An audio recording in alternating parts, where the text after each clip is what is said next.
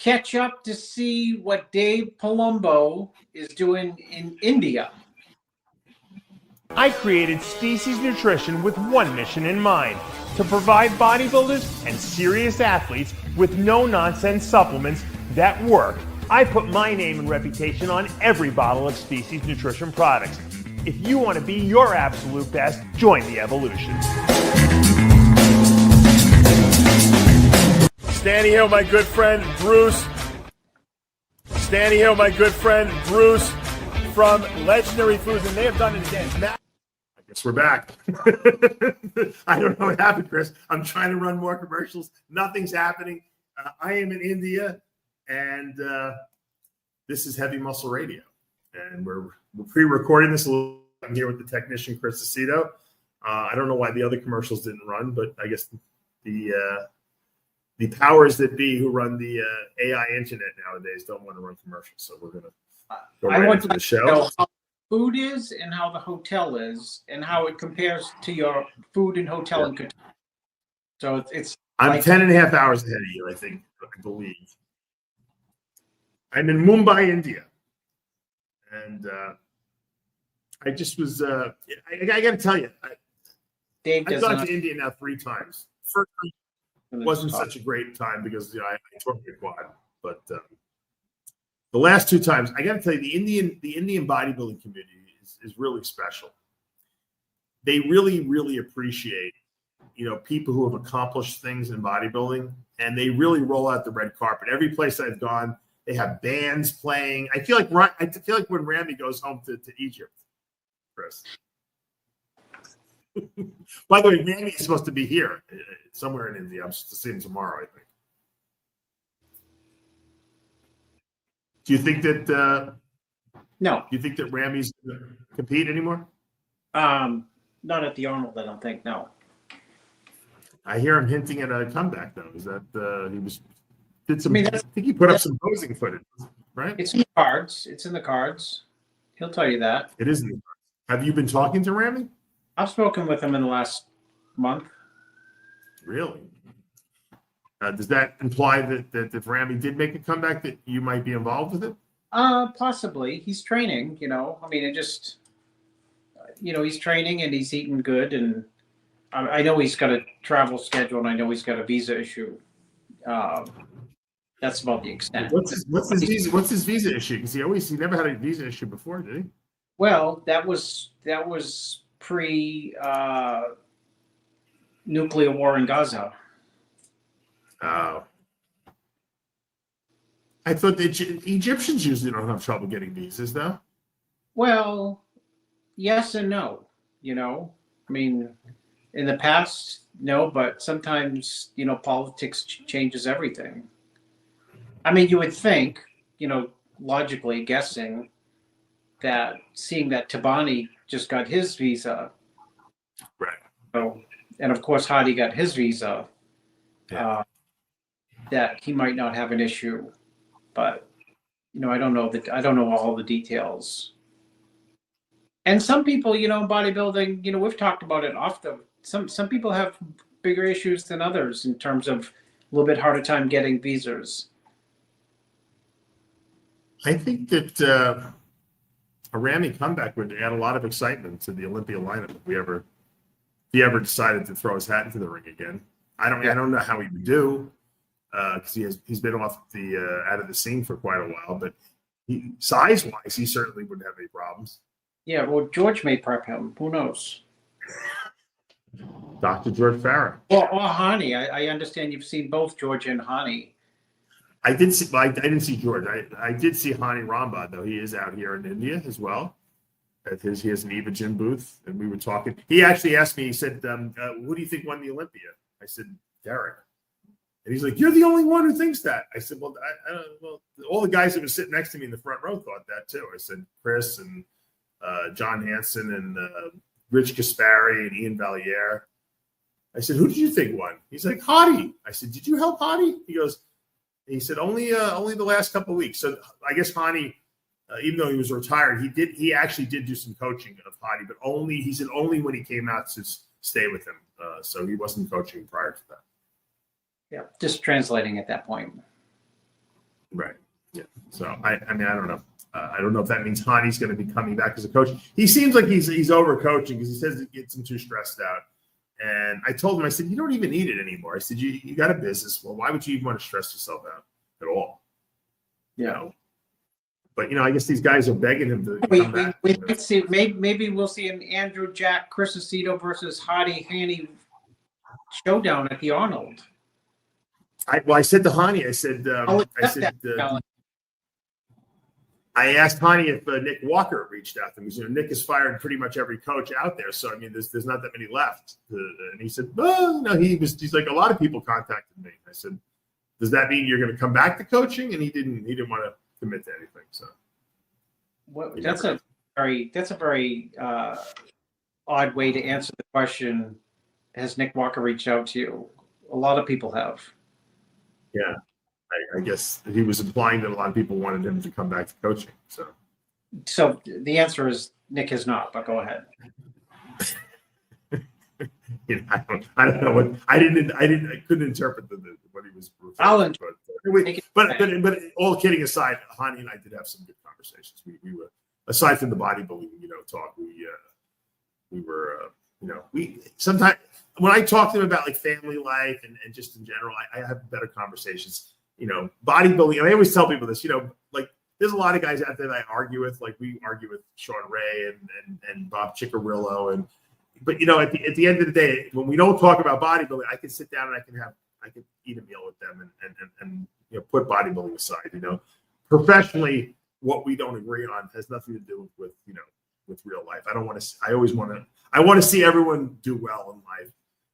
And, I hope everyone's family's healthy and all that type of stuff. That has nothing to do with the arguments that we have on the bodybuilding scene, which is, a lot usually.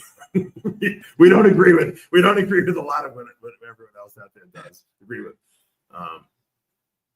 The question is, and I asked this to Hani too, I said, who do you think is going to do the Arnold? And I said, we know that Martin's doing it. We know that Andrew's doing it. I said, do you think we'll see Derek do it? I don't know. He didn't, I said,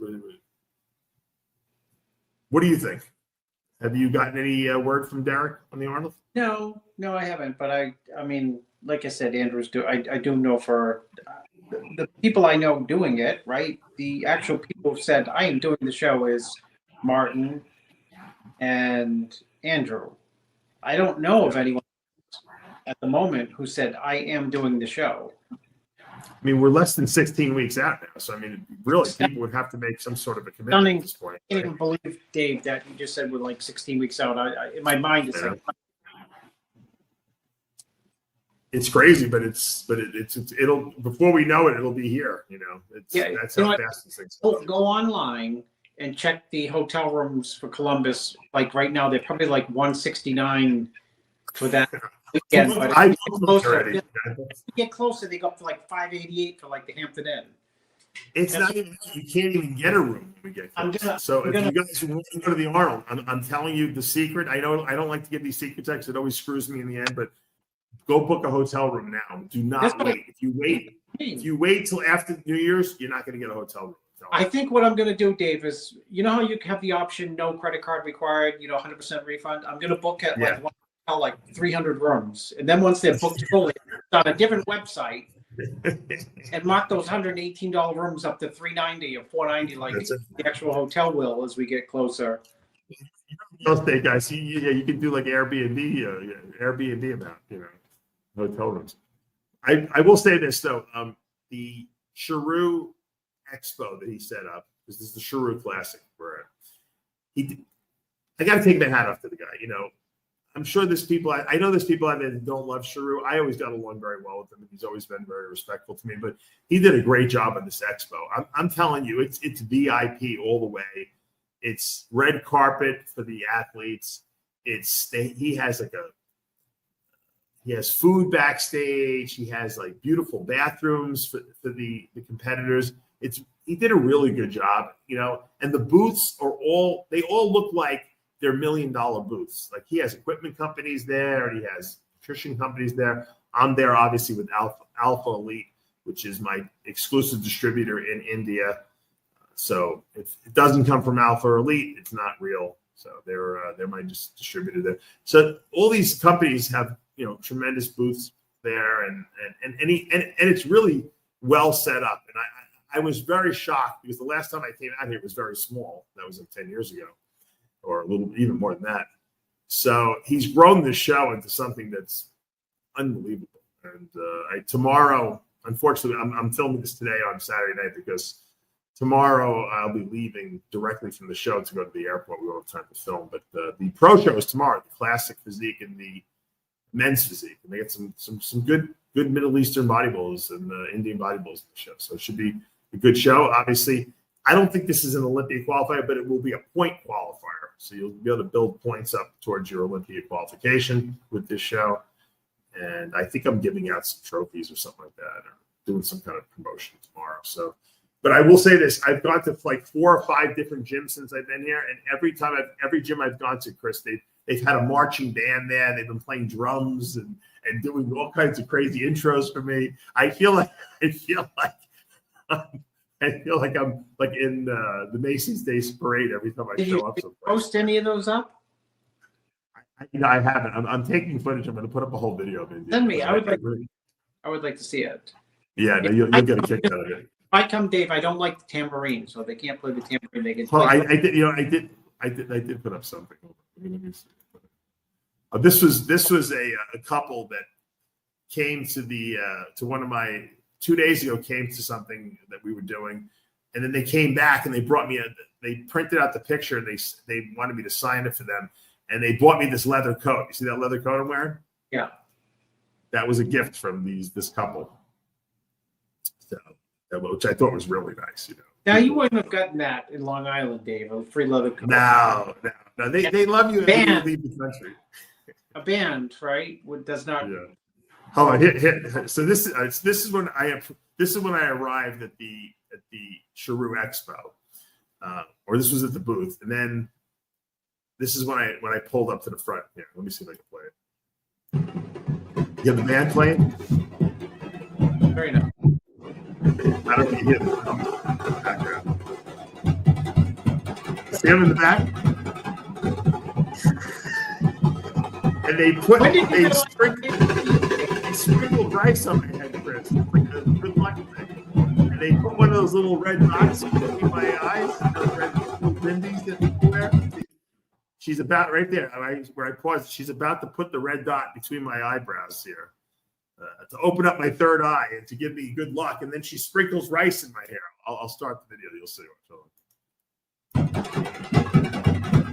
She's going to throw rice in my hair. You see, she sprinkled the rice in my hair. I didn't know what she was doing to me, to be honest with you.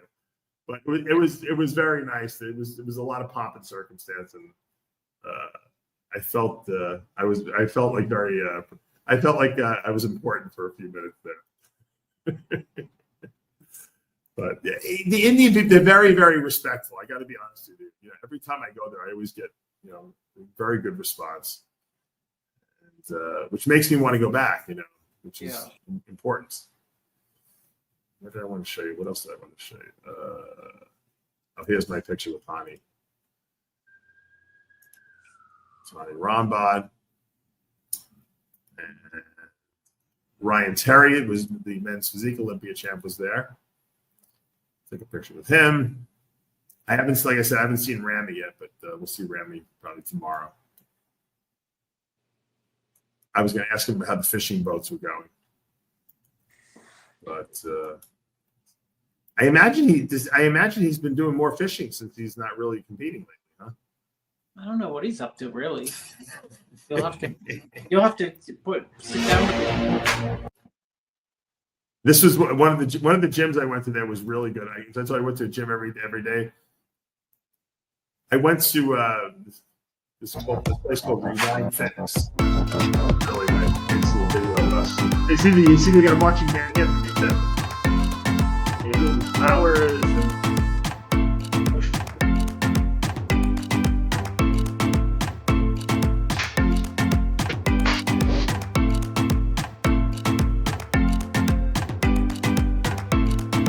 There. What's that? Every day.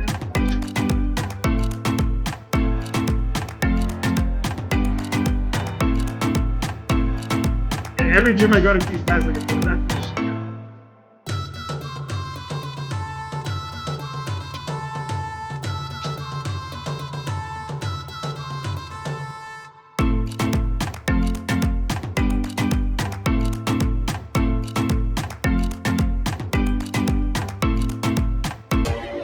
It was great. So yeah, I like I said, I can't thank everyone enough. I went to where do we go tonight? Oh, to my friend Junaid, who's a well-known pro here in India. He has his own gym. It's called The One, and it's in this really exclusive like part of Mumbai in the shopping mall. It's gorgeous. The gym, we trained there tonight, and then we went out to eat. We ate some Persian food.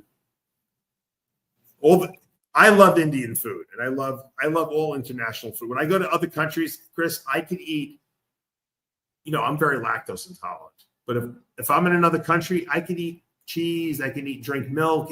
Nothing bothers my stomach, which tells me that I'm not really probably lactose intolerant. I think it's all the preservatives and all the crap they put in our food in this country that is really messes me up. When you have fresh food, and the same thing happened when I went to Italy. Italy, I ate anything I wanted. Nothing bothered my stomach at all. Yeah. And same thing with India. Nothing bothers my stomach. Now, granted, I'm not eating street food, but the food in the restaurants, which is freshly made, I have no. I had mutton today, lamb. I had prawns, and I had fish, and I had chicken and lentils. I've been doing. I eat authentic. I don't go to India and eat like McDonald's. If I'm in India, I eat Indian food, and that's the way you should do it. When in Greece, do like the Greeks do, or when in Rome, do like the Romans do, whatever the expression is. So that was great. And I had some good meals, I'll tell you that much, since I've been here. Some really good meals. How was the hotel? The hotel could be a little better. I don't want to. What happened was at the last minute they didn't get the right. I don't know. The hotel information was not right. It's okay. And matter of fact, if you saw the room, you'd be impressed because it's like I have like a 3-bedroom apartment, but it's like it's not like the Marriott. You know what I mean? It's a little Indianish. It's. I've been trying to figure out why the bathrooms in India are not that nice. At least like the public restrooms and some of the hotel ones. And this is what I figured out. In India, like in the Middle East, Chris, they don't use toilet paper. They have that hose where you spray your butt and they wash their rear end with the hose. And as opposed to taking white paper and just wiping it forever back on the device. The hose actually, it sounds a lot more logical when you think about it, right? The problem is the water gets everywhere. And then what happens is there's a lot of water in the bathroom and it gets musky. You don't want a bathroom that's like humid and damp. You want a dry bathroom. So even though we use toilet paper, which is probably barbaric, if you think about it, at least the bathroom's dry. You know what I mean? So when the bathroom is wet all the time, it gets a smell to it. So that's the only negative thing I can say about India.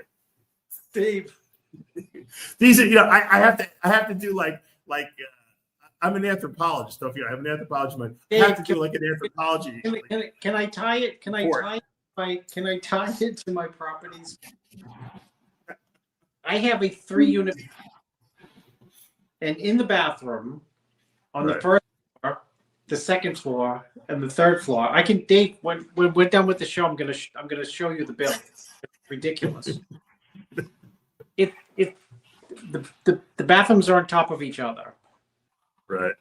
And the first floor tenant, the second floor tenant, and the third floor tenant, right, all have bidets. Oh, they do? The hose. So you're talking about getting water on the floor? Yeah. The electrician went over one day. He said, Chris, I almost fell through the second floor into the first floor. I said, what are you talking about?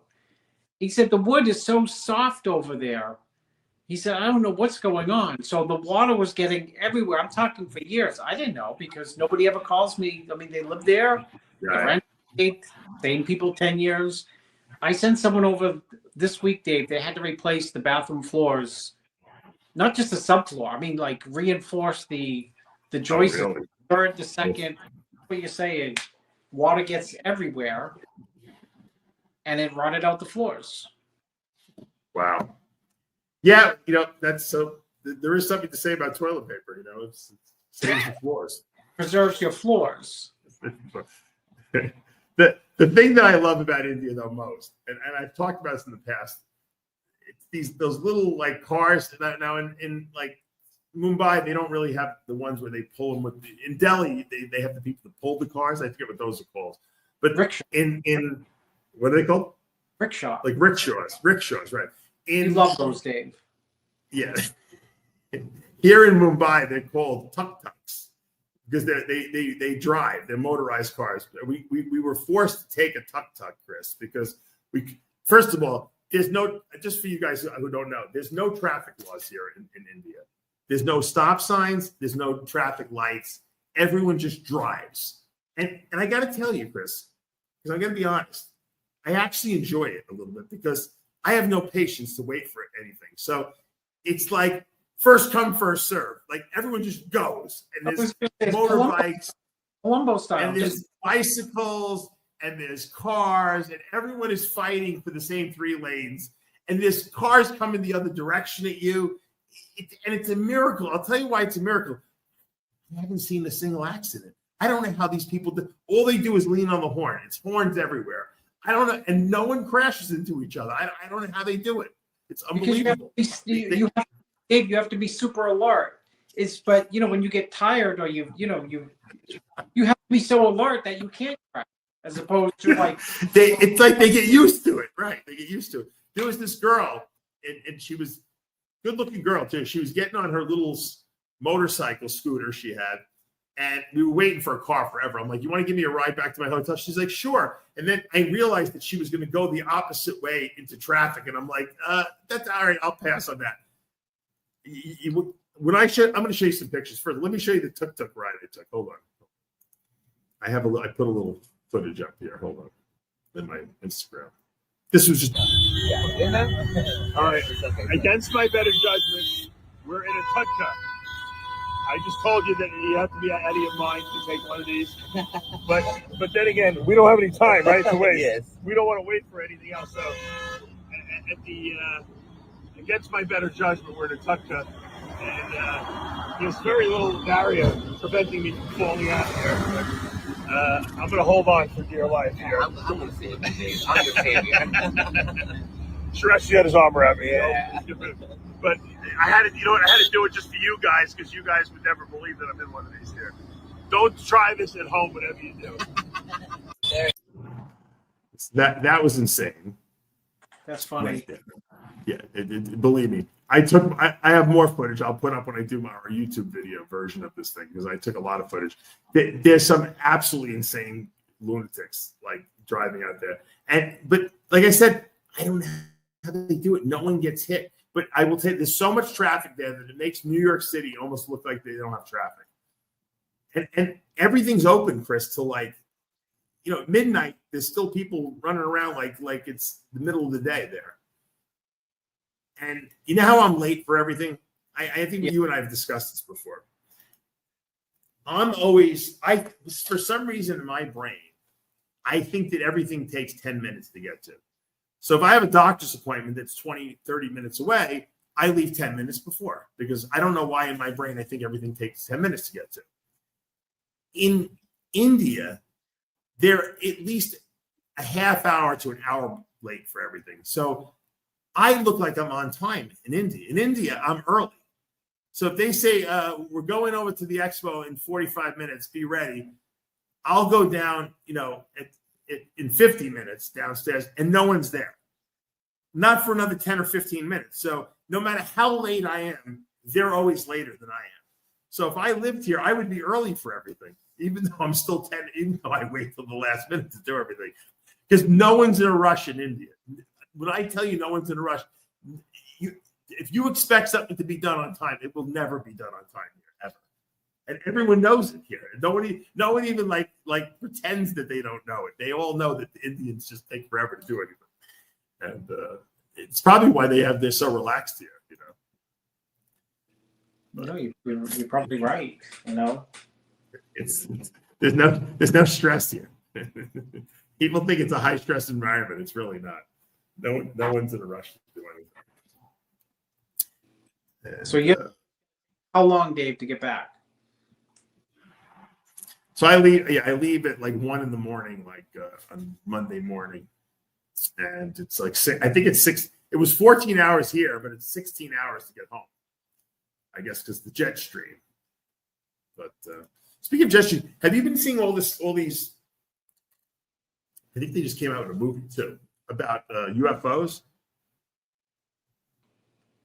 What's the latest? A new documentary that just came out about like really highly documented, the fact that there were UFOs and that they're unidentified object and that there's been alien creatures or beings that have been killed and or encountered, and it's like very highly touted. I know Joe Rogan interviewed the guy who made the movie, the documentary. Oh, really? People are wondering if like Donald Trump's going to comment on it, or do you believe that there's UFOs out there? I do, and aliens?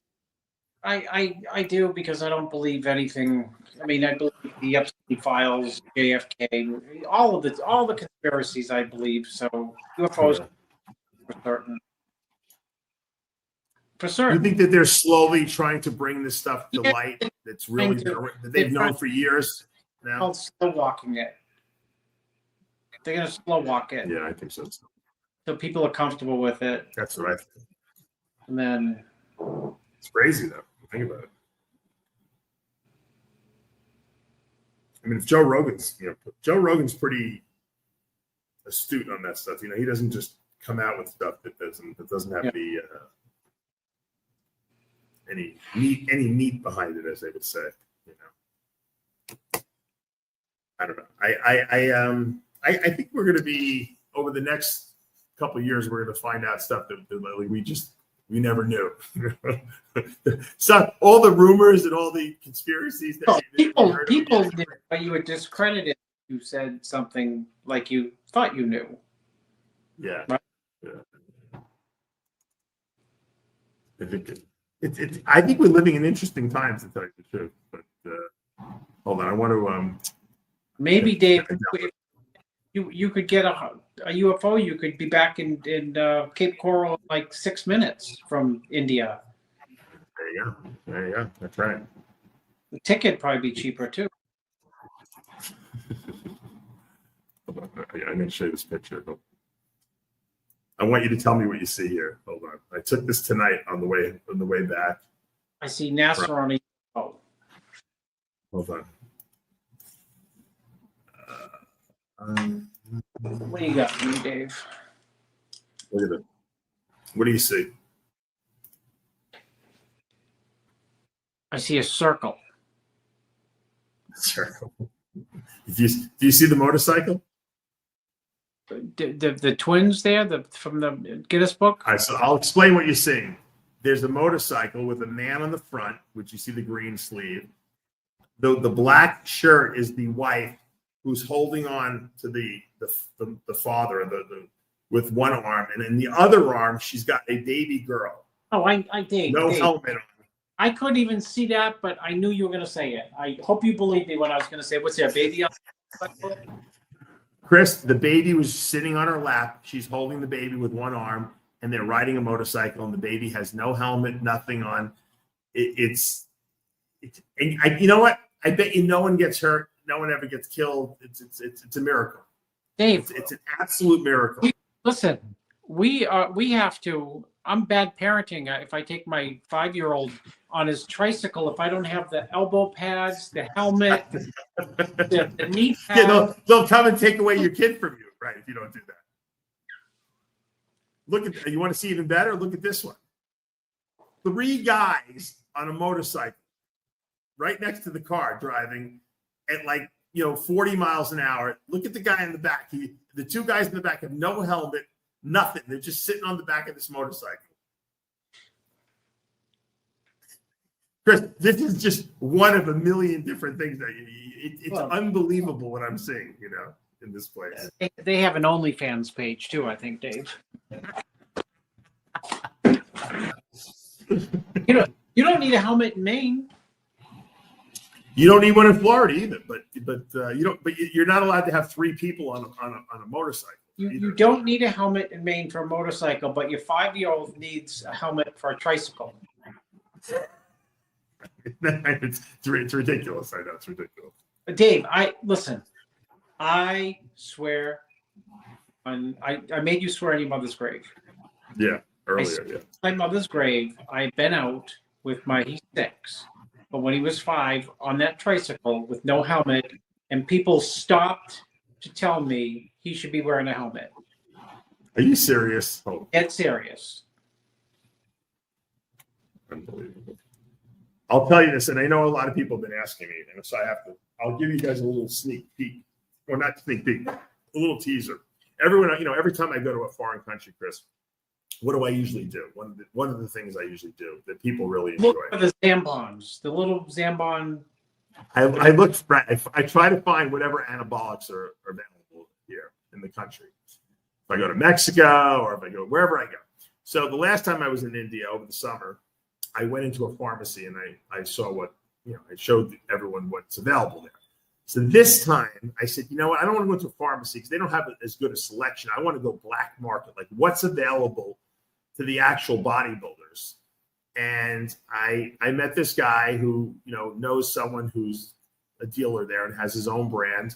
It's called the Dyson, Dysun. And I'm telling you, and you guys will see it when I put the video up later this week, when I get back. The amount of stuff in this product line that this person has developed is so all-encompassing. And you know me, I know every anabolic, right? There was one drug that I didn't even know. I've never seen it before.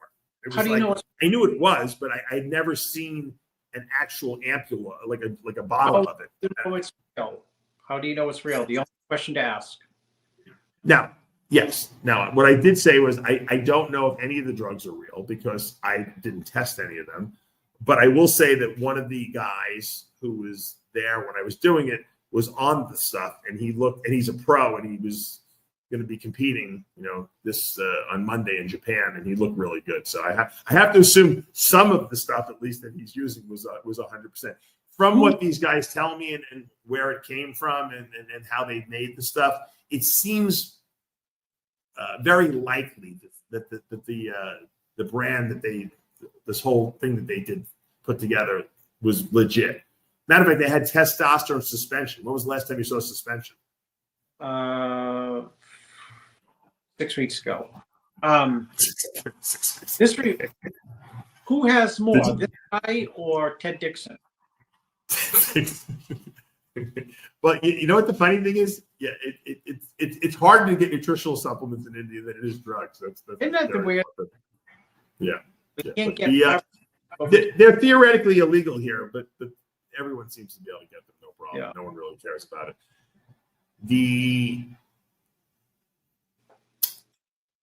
I guess the depth of this product line, I mean, they had everything. They had absolutely everything that you could imagine, including all the peptides, including all the SARMs. I mean, it was and the packaging was very impressive. Put it this way, the packaging, which I know is underground, is better than most pharmaceutical grade packaging. That's how well the stuff was put together. And so we'll see. Once I put the video up, I think people will really enjoy it. I enjoyed going through all the different products they had and just showcasing it. Now, can I buy those products on your website or not yet? No, I wish, yeah. If I could sell those, I'd be a very wealthy man, Chris. But no, that's unfortunately they're illegal. But I'm in a different country, so I can do that. What I really would like to do is next time I go, I don't think I've ever done anabolics in the Middle East, which I would, in the Middle East, it's not even a big deal. It's like it's like you're buying a cup of coffee there. So if I ever go back to the Middle East, which at some point I'm sure I will, I'll have to showcase that. But speaking of the Middle East, you know who I ran into? Sammy Trudy. Oh, yeah, we're in India, yeah. Yeah, in my hotel lobby, actually. And he, he just won the Masters 212 Olympia. Yeah. and he's dating this girl from Sweden. He tells me this story. I'm going to get him on the TV show. I'm going to interview him because he deserves an interview. He made a big comeback. He was out of the sport for a while. The last time I saw him, I was in Dubai, and we went for sushi together, and I hadn't really seen him, and he put a tremendous amount of size back on. So he's obviously in a good place. So he's visiting his girlfriend. They're in Sweden because they go back and forth from Dubai to Sweden, and he's, I think, 2 days out from the Masters, from leaving for the Masters Olympia. And the whole shtick in Sweden. I thought they were done with this, but in Sweden, if they think that you're taking steroids, they will arrest you and drug test you. Remember that happened to Martin Kellstrom back in the day? So he's in the gym working out, his last workout before he leaves, and some guy in the gym decides he's going to call the police and tell them that some big guy is in the gym who looks like he's on steroids. So the police come. Remember, one day before they're leaving.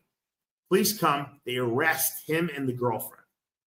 They bring him down to the station. They drug test him. They subject him to steroid testing. Now, he's not a citizen of theirs, and there's really not much they can do to him, but she is. And so I guess after being there for 3 hours and drug testing, they let him go. Her test is pending, and I think it just came back, she wasn't using anything. She came back negative, they're never going back there again. So luckily, he didn't. Imagine if he would have been retained and they wouldn't have let him go. They would have thrown him in jail. He would have missed the show. It's an absolute lunatic asylum in Sweden with the rules for steroids. All they have to do is suspect you of taking them. All they have to do is say, you know what, you look too big. We're going to take you down to the station and we're going to drug test you. I would move out of that country in 10 minutes, not just because I want to take steroids, obviously, I'm not on set, but just because of that. If they said we're gonna take every black person and we're gonna take them down to the station and we're gonna make sure we're gonna check their house to make sure they didn't steal anything.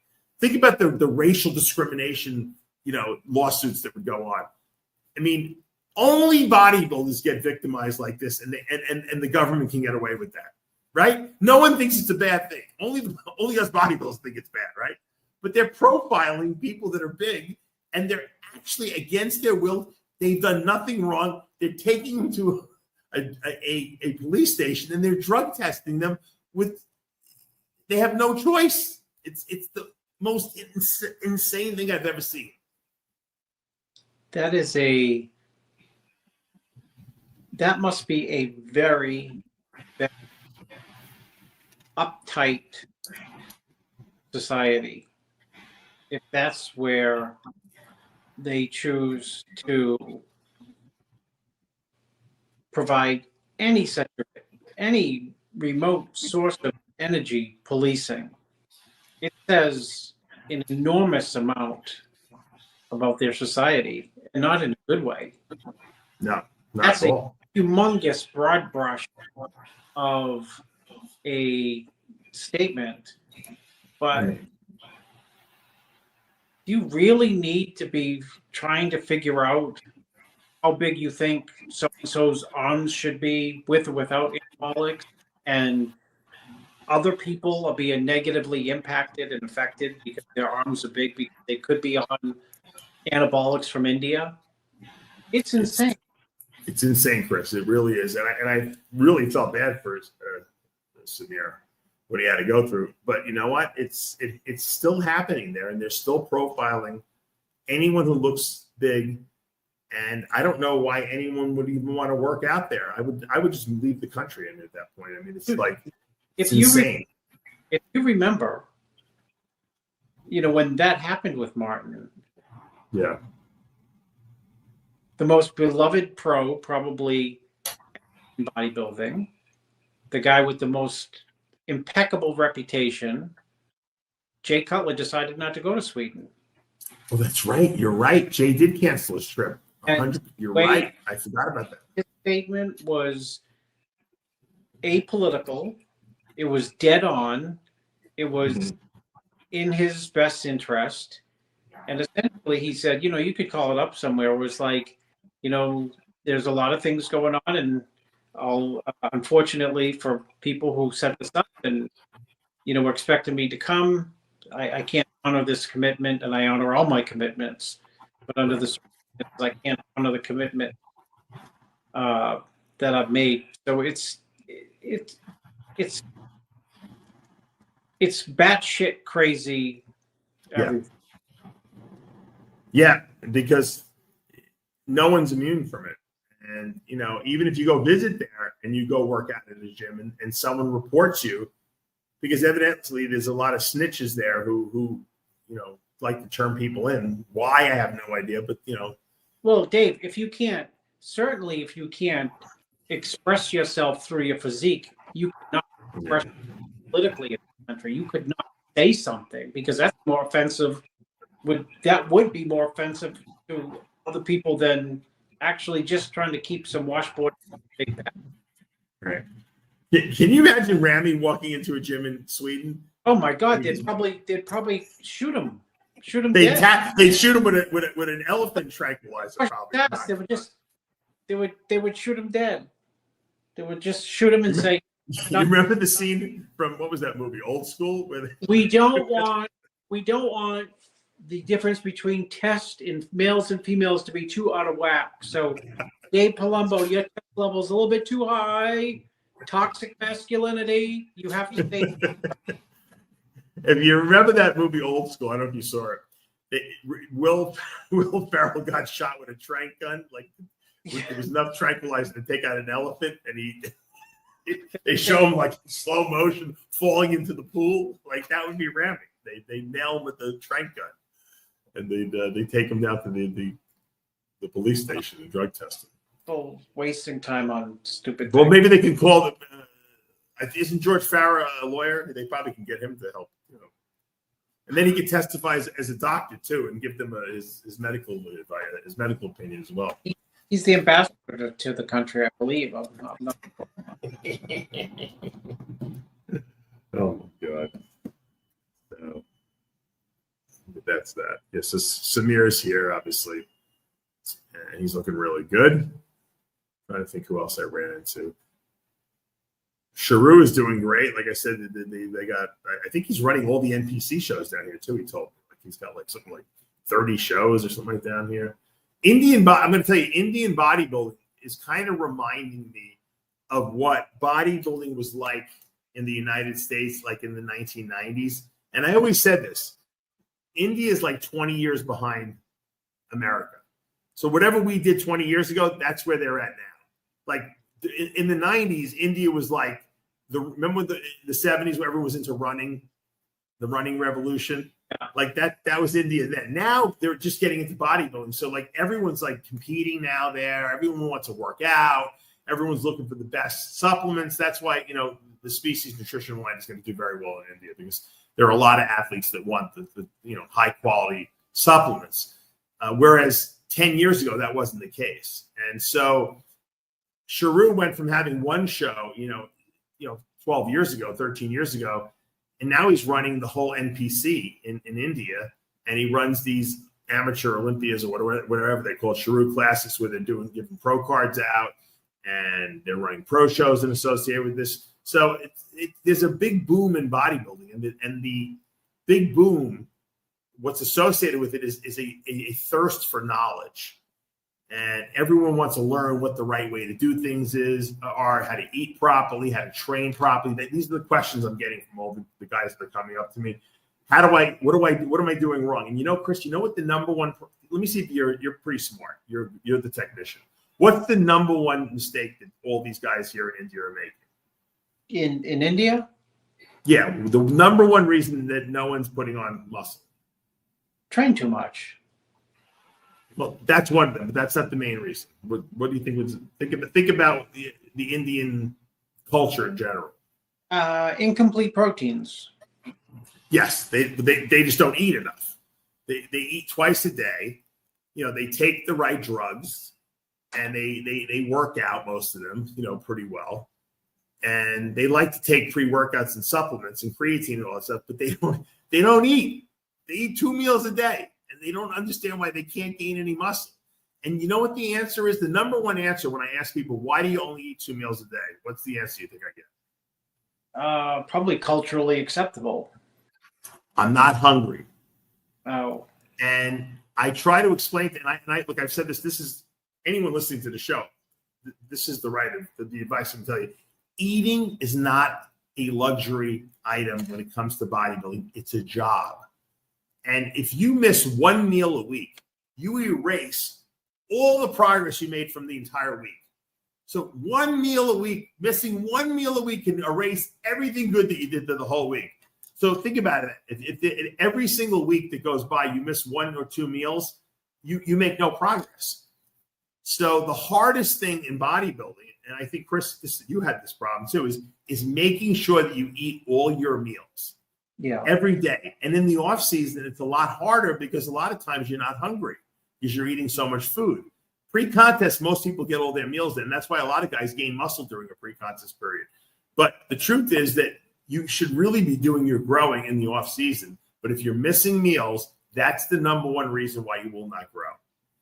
And that's the main problem of Indian bodybuilders. They just don't eat enough, and they don't eat frequently enough, and they don't even realize that that's a problem.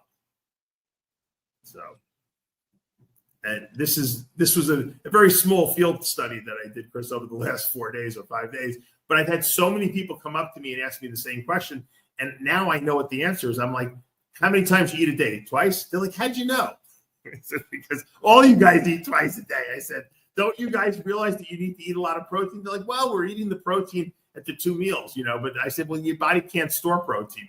So what's happening during the 6 or 7 hours when you're not eating anything? I said, you're losing muscle. I said, you're not creating an anabolic environment to grow. Forward 3 backwards. Yeah. So for what it's worth, this was a big problem, I think, back in the 80s with bodybuilders, not the professional ones, of course, but I think especially when I first got into bodybuilding, I didn't realize that you had to eat that much food and that frequently. And that's the magic bullet, really. That's what separates the people who put muscle on from the people who don't. Ask Nick Walker how many meals he's missed over the last 8 years. He'd probably say 0. Ask Jay Cutler how many meals he missed when he was competing. He'd say 0. Ask Dave Palumbo how many meals he missed when he was competing. He'll say 0 too. I'll say 0. Because that's the difference between success and failure in bodybuilding. And it's not easy. Like I said, it's not easy to eat when you're not hungry. It's way easier to starve a little bit when you're dieting. It's not easy to eat when you're not hungry. And I can promise you that's why the off season is harder for more people than the pre-contest is. Totally agree. And now, Chris, everyone's taking these GLP-1 agonists like retatrutide, tirzepatide, Ozempic. And guess what? They take them year round because they think, oh, my blood sugars are going to be better and I'm going to stay leaner. But you know what it does? It kills your appetite. So the worst thing you can do is have no appetite in the off season. And then you make it worse by taking a GLP-1 agonist. Do not take these things in the off season. You'll never be able to consume enough food. It'll be virtually impossible. Never end. Does it ever end? Can it end sometime? No. You know what it is, Chris? They come out with these new drugs, and people say, this drug is going to replace this. And I'm like, no, it's not. It's just going to be added on to the stack. Yeah, I don't know. No one takes away drugs. They just add more on top of it, right? You're 100% right, Dave, as usual. 100%. In other words, no one's going to say, you know what? I'm not going to use clenbuterol now. I'm only going to use Ozempic. No, right. they do both. Can it just end? Yes. Yes. Yes. Exactly. What do you use it for? Using a fat burner, I'm using everyone list. Right? I also wanted to say something also about these. But the whole thing is, Dave, the whole thing is people will take those and they still will not hit their peak or close to it. No, because now they think they can get away with more. Yes, it's a fat burner. All of their diet. But you know what? Also, Chris, I've noticed all the people who are touting these GLP-1 agonists, they all are having abdominal issues. Their abs are not as sharp. They're bloated. They don't like this. Some kind of like their waistlines don't look normal. And the problem is because it backs you up, it slows your digestive tract. And that's the worst thing when you're dieting for a show. If you're going to use these things, number one, you better take Fiberlife twice a day because you're never going to go to the bathroom. And you should stop these things 3 weeks before the show, or at least 2 weeks before, because it's going to take a week to come out of your system. Because you don't want to have that stuff working on your body and slowing the transit of food through your intestinal tract when you're trying to carb up and get rid of waste so that your stomach is flat on stage. So I think a lot of these guys are getting those big, bloated waist because they're not able to go to the bathroom and get rid of all the waste because they're on these GLP-1 agonists. So make sure you guys stop this stuff 2 to 3 weeks out. That's my recommendation. Shit that catches fire on this sport is what ridiculous. I wonder what Dr. Farrow would say about this. What does he think about GLP-1s? I am into Manuka honey. I'm very happy to be ignorant. Quote me. I don't know anything about peptides. Initials, never used them, never offended them. People ask me about them. I say, I don't know. Chris is liar. I know he recommends GLP-1 agonists. It's insane. Did you hear the story Jay Cutler told about Nasser? He guest posed with him, I think it was like 3 weeks out from one of the Olympias. I don't know if it was the 98 or 99 Olympia. Where's the cardio? And they went to the Cheesecake Factory. I guess Jay had just done some show or something like that. They went out and Nasser had like 3 pieces of cheesecake, like 3 weeks out from the Olympia. And the next day at Gold's Gym in Venice, he saw Nasser do like 3 hours of cardio straight. Like he didn't get off the bike, and Jay said, at the time, I thought you were only supposed to do an hour at a time. You don't do more than 1 hour without taking a break. And then maybe he's like, Nasser stayed on the thing 3 hours. He said 3 weeks later at the Olympia, he took 30. He looked unbelievable. He goes, he's I've never seen anything like that in my life. Noon to 3. He told me that story. Yeah. Oh, he did tell you that story. Great. What are you going to do from noon to 3? I'm going to go watch a movie, take a nap. I'm going to be on the treadmill. Got to burn off 3 pieces of cake. The funny thing is, if I would have done that, I probably would have gotten leaner from eating the cheesecake and with no cardio. But Nasser did weird shit like that because Nasser used to tell me, yes, hey, Chad Nichols is not in favor of it, but I tell him I need pasta in my diet because I look fuller with it and I don't like the way I feel with rice. So I eat the pasta and I have to do more cardio, but this is a better look for me. Nasser was always trying to reinvent the wheel. Like he had the weirdest eating habits I've ever seen. I told you, he would eat like bowls of ice cream and he would even eat like protein. It was like he had very, very bizarre eating habits. He was one of these guys that could like look at a piece of chicken and he would put muscle on. He was really good at gaining muscle.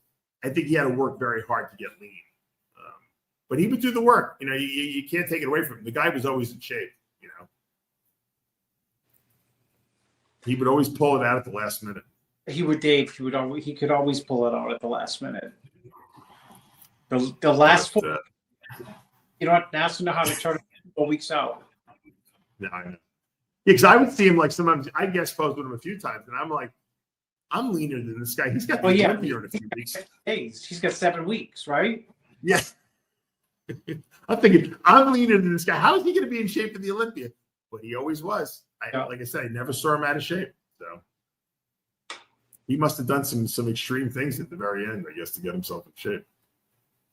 But some people need that pressure. Like I think you work with a lot of people. Don't you think that there's some guys out there that unless they feel that pressure of like you only got 2 weeks left and they're not going to work hard. Like they're not going to get in shape 2 weeks early. That's just not in their like DNA.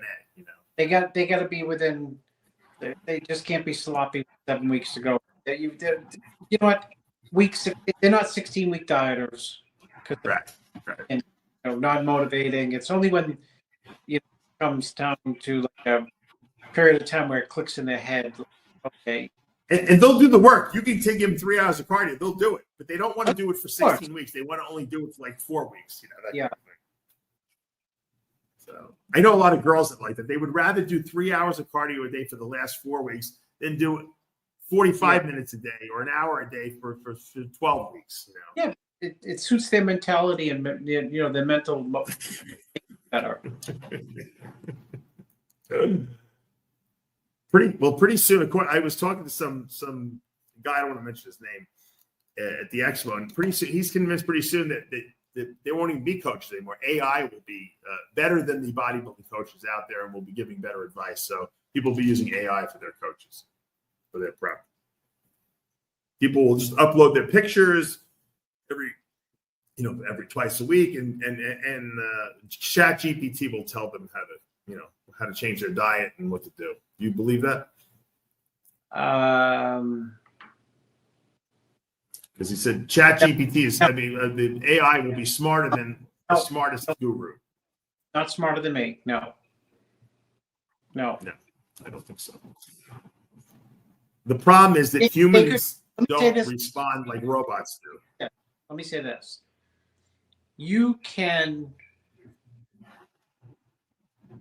An AI diet program can definitely mimic many of the good, but there's always exceptions to the rule, and the exceptions will always beat AI. And it's just like this. You've heard it before, think about the process of beating the stock market. That means you have to be smarter than the collective wisdom of all the stocks themselves and all the analysts themselves on the entire United States. In other words, it cannot be done ever, but it is by a very, very, very small few. A lot of them cheat inside information, but you can beat the market. It's very, very difficult, but you can, because the market is a collective sum of itself, and artificial intelligence is a collective sum, or I don't want to use the word wisdom, of all the current diet plans and techniques that are available. But it's the problem is a lot of those diet techniques are kooky. Trying to lean towards perfection, but there's always anomalies in a person and anomalies in what will work for that person, which means if you want the best result, it's better to work with a live person. But for sure, I think that AI is a viable tool going forward for, diet plans. For a starting point. Yeah, I think the problem is, like you said, is that humans don't respond like robots do. It's not like if you give a person this, then this will happen, because everybody's body responds differently. So it's going to be hard for AI to predict, given the person who's inputting the data, how that person's body will respond. So I think it's going to be hard for artificial intelligence to basically problem solve when things don't go right. I think if things go perfectly according to plan, I think then AI will be something that's viable. But very rarely do people's bodies respond. Like, you can have a guy who's losing 2 pounds a week, like 4, 5, 6 weeks in a row, and then all of a sudden they don't lose any weight anymore, right? And what do you do? Like, why all of a sudden all the things I've been doing over the last 6 weeks work perfectly, now nothing's working again anymore? And a lot of times you have to do a reset. You have to have them eat some more food, to cut back their cardio, whatever you got to do to shock their body. And I don't know if AI can make those accommodations like that, but I guess maybe in 10 years from now, that maybe it'll be so good that we'll all be obsolete. I mean, I guess Elon Musk has said that he believes that no one will work in the next 5 to 10 years. Like, there'll be no reason to work, because AI will do everything, essentially for us. So where does he think people are going to get money from? He didn't reveal that, but he's so smart. He thought about that issue. He didn't. He's like, he basically said that money will be obsolete. Like, people won't need money anymore. It'll just be like food will be free and the rent will be free. The government will provide everything. I'm gonna go down to my Tesla dealership and say, you know what, I'll like that one for free. That's right. Yeah. Can you give me a free car? Give me a free car. So that's it's interesting to think about it, because sometimes I play around with ChatGPT and I'll ask it questions like science questions, and I'll ask it to answer in a common way. I'll ask her to answer, in a scientific way. I'll ask it to answer in a book format, like if you read a book. Because I'm not still on Blackberries and stick shift Mercedes. That was the ideal leg workout for Hardy for the Olympia, which I heard that he was not using. The ideal workout for Hardy. Yeah. Maybe ChatGPT can come up with a better leg workout. I don't know. But the point I'm making is that I don't know what the point I was making was. I don't even remember what I was talking about. To be honest. To make you laugh only. Mm-hmm. Anyway, it'll be interesting to see what the future holds with chat. So I was playing around with ChatGPT, and it's interesting. Like some of the things that it says are like really good and astute and well written, and then some of the stuff is like bro science. So I think what the problem is that ChatGPT, like you said, because it culls everything that's out there, it's culling some of the crap that's out there too, and it doesn't know how to decipher what's real information and what's not real information. And I think that's maybe as ChatGPT gets better and all these AIs become better, they'll be able to weed out the stuff that's not true, scientifically speaking. But I don't think it can do that yet, and that's why it's not perfect. And so, but I think it's the rate with which it's improving is very impressive. I will say that because it's better today, 1,000 times better than it was, a year or two ago. That's Dave. I used it once. That's it, and I used it for a luxury apartment, and I spent a long time. I wrote an ad for a luxury apartment. Spent a lot of time editing. And when I finally finished it, put it up, I looked at other people's apartments who had nicer apartments than me in this building, but just the description was horrendous. Right. Now they all use ChatGPT. I still have mine. I'm too late to refined it. Mine is still out there. It's like the greatest explanation, and each one's a little bit unique, but it's like perfection in the apartment description, from like the amenities, the way they describe the location, the view, it's just absolutely perfect. So there's no telling. Right. Well, you know what I tell people? Because now there's no excuse to write ignorant emails. What you should do is go on your iPhone, and in the notes pad, hit the voice button where you can voice what you want. Say the email that you want to say.